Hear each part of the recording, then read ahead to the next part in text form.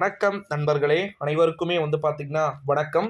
ஒட்டுமொத்த திமுகவையும் அழிக்க திட்டத்தை போட்ட அக்கா கனிமொழி மிக முக்கியமான ஒரு தகவல் ஒன்றை பார்க்க போகிறோம் நண்பர்களே. இந்த வீடியோவை முழுமைக்குமே ஸ்கிப் பண்ணாம பார்க்குமாறு கேட்டுக்கொள்ளப்படுகிறது. ஒட்டுமொத்தமான திமுகவையே அழிக்க திட்டத்தை போட்டிருக்கிறாரா கனிமொழி அப்படின்னு கேட்டீங்கன்னா உண்மையைத்தான் சொல்லி ஆக வேண்டும் நண்பர்களே.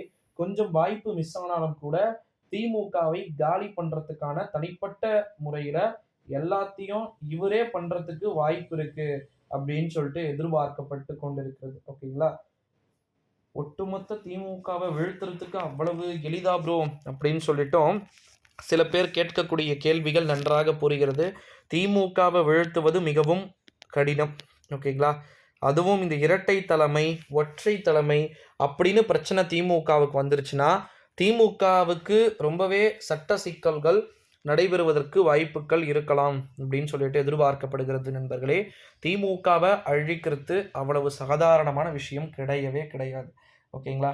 இந்த ஒரு நிலையில தான் நம்முடைய தமிழகத்துடைய முதலமைச்சர் அவர்கள் பார்த்தீங்கன்னா ஒய்எஸ் ராஜசேகர் ரெட்டியுடைய மகள்களாக இருக்கக்கூடிய ஆந்திர மாநிலத்தின் முதலமைச்சராக ஜெகன்மோகன் ரெட்டி இருக்கிறார்.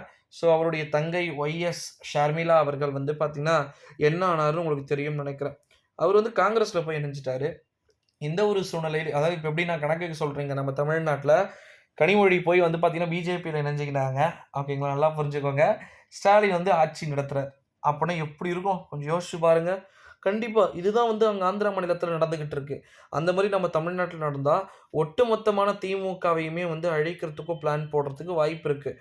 காரணம் என்னன்னா ஒரு சில இடங்களில் குறிப்பிட்ட ஆதரவு என்பது சுத்தமாக கிடைக்க மாட்டேங்குது.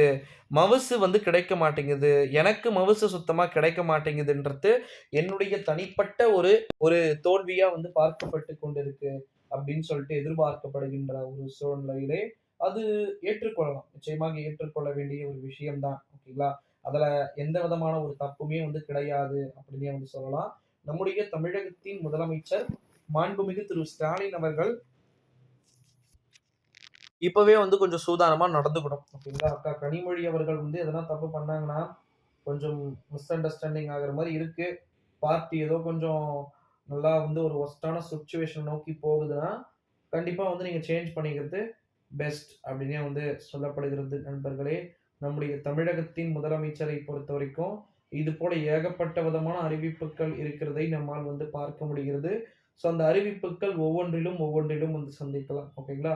ஒட்டுமொத்த திமுகவின் கதையையுமே அழிக்கிறதுக்கே திட்டத்தை போட்டிருக்காங்க அப்படின்னு சொல்லிட்டு எதிர்பார்க்கப்பட்டு இருப்பது தான் இருக்கிறதுலே ஹைலைட். அதற்கு உறுதுணையாக பிரசாந்த் கிஷோர் இருக்கிறார் அப்படின்ற மாதிரி தகவல்கள் சொல்லப்படுது.